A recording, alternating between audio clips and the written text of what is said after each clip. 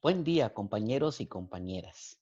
Hoy vamos a hacer una introducción al capítulo 1 de la obra maestra de Severo Martínez, La Patria del Criollo.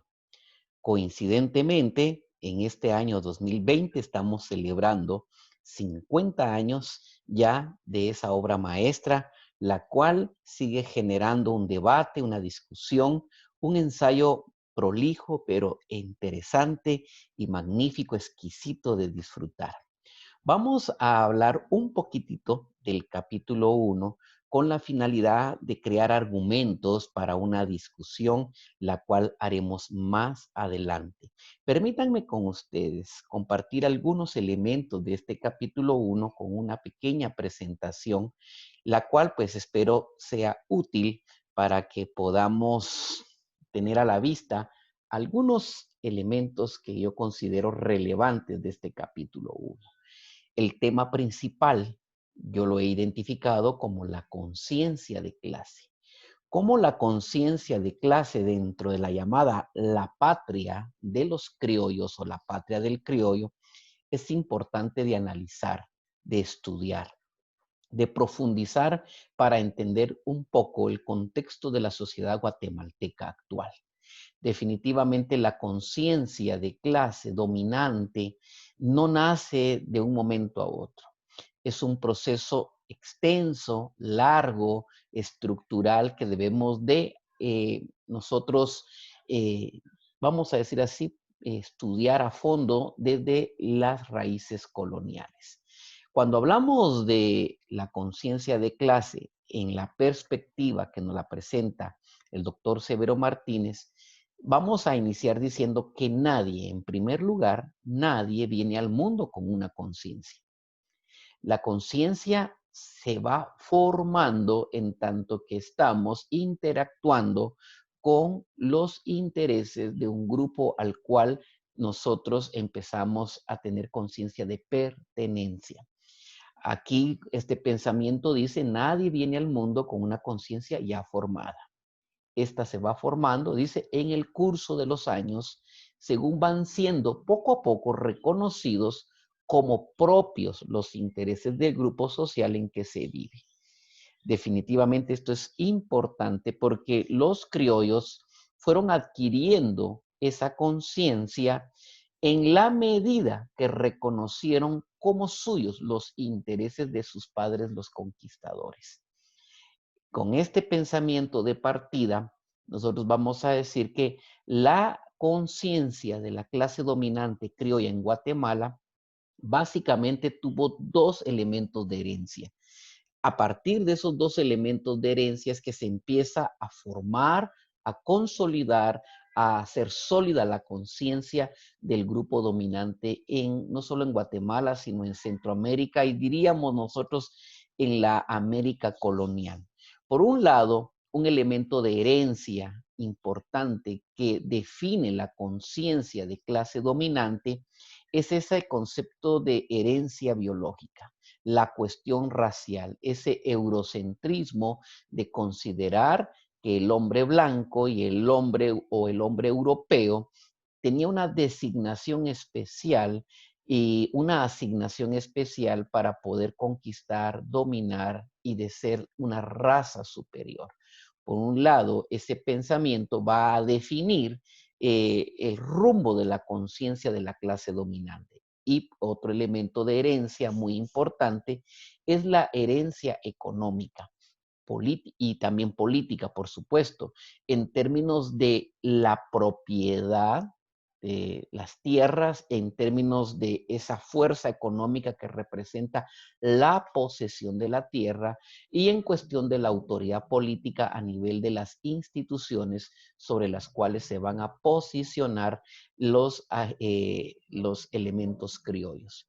Con estos dos puntos de herencia, la biológica y la económica y política, es que la conciencia criolla, la conciencia de la élite dominante empieza a forjarse, empieza a construirse y empieza a hacerse sólida a lo largo de los años de conquista, iniciando con el siglo XVI, XVII, que se consolida en el 18 y que sigue presente hasta nuestros días todavía. Vamos a ver un ingrediente más de este capítulo 1 y son tres causales de esa conciencia dominante.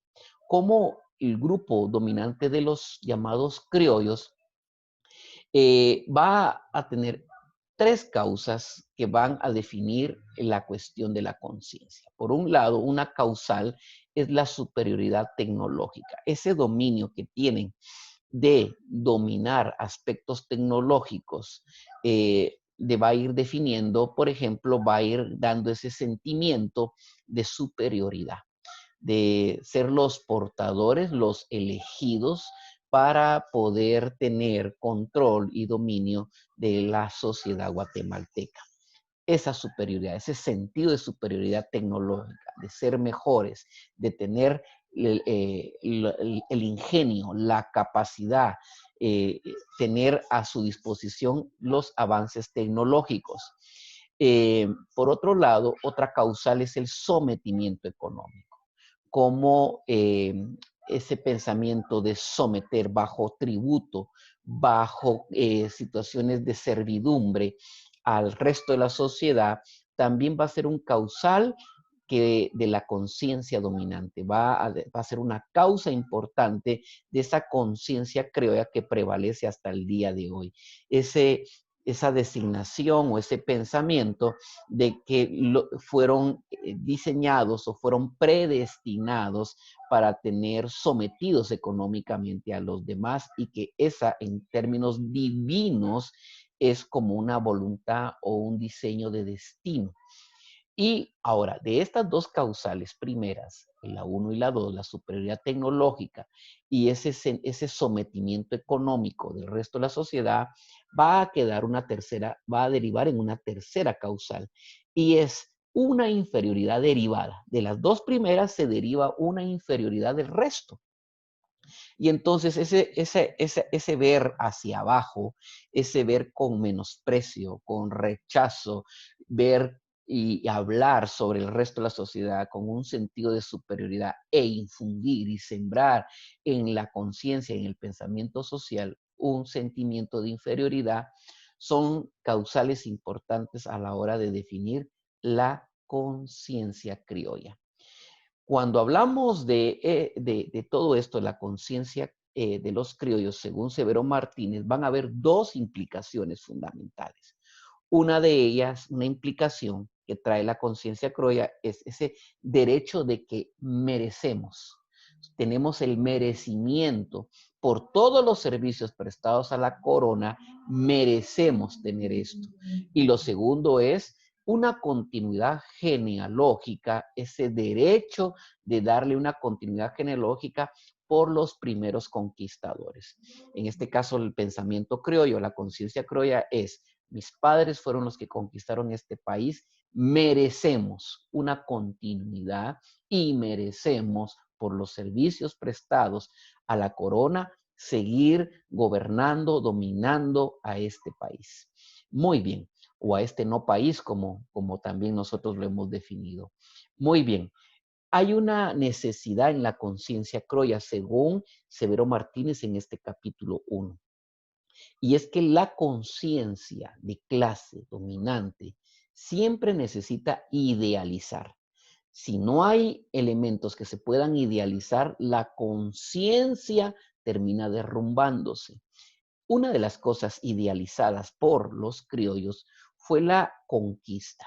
La conquista era una fecha importante. Toda conciencia dominante necesita referentes cronológicos, festividades, fiestas, celebraciones, necesita fechas importantes en el calendario que se puedan idealizar. Y una de ellas era la conquista, la fecha importante. ¿Por qué razón? Porque el idealizar la conquista va a ser un testimonio recurrente de generación en generación de ese merecimiento que ellos consideraban tener. Ese recuerdo es importante y está casi siempre los recuerdos en fechas y en celebraciones están al servicio del desarrollo de la conciencia de clase. Importante elemento que señala Severo Martínez. Un enemigo de toda conciencia es el tiempo.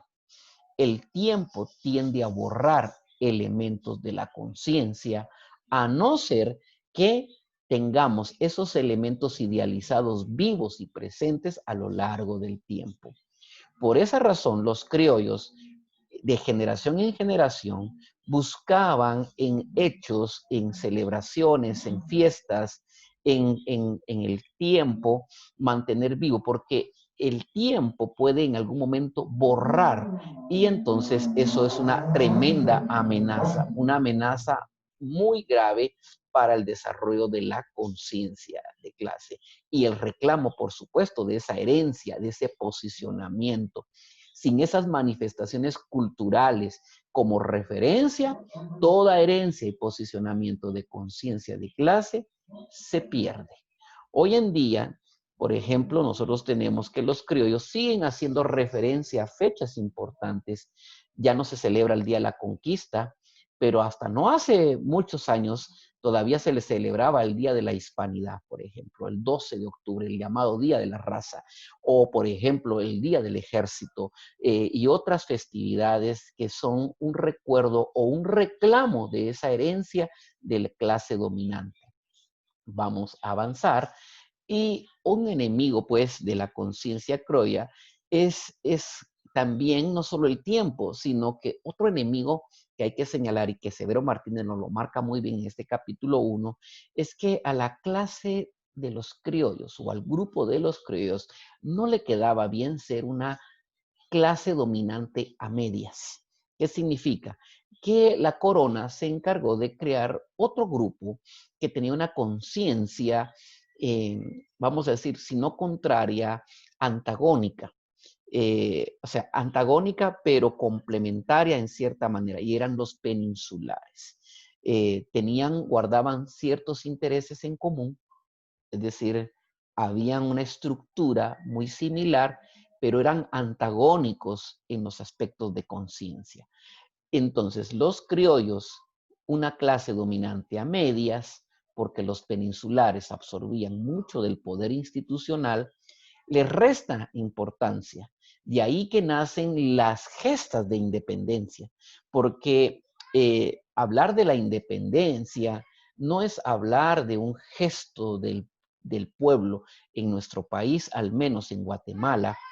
La gesta de independencia era quitar del camino a ese grupo de peninsulares que no permitía consolidar esa conciencia criolla, que en algún momento los minimizaba, los restaba.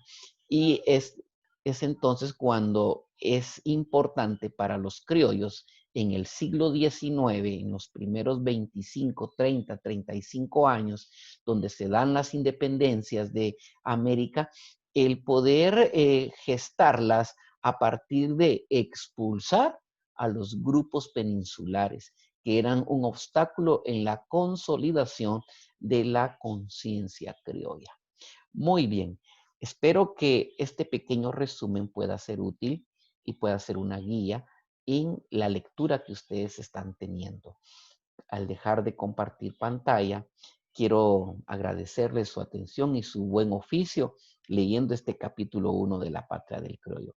Espero pues podamos tener un debate, una consideración en los pensamientos de este interesante libro, lo cual sigue en muchos generando muchas líneas de debate y discusión.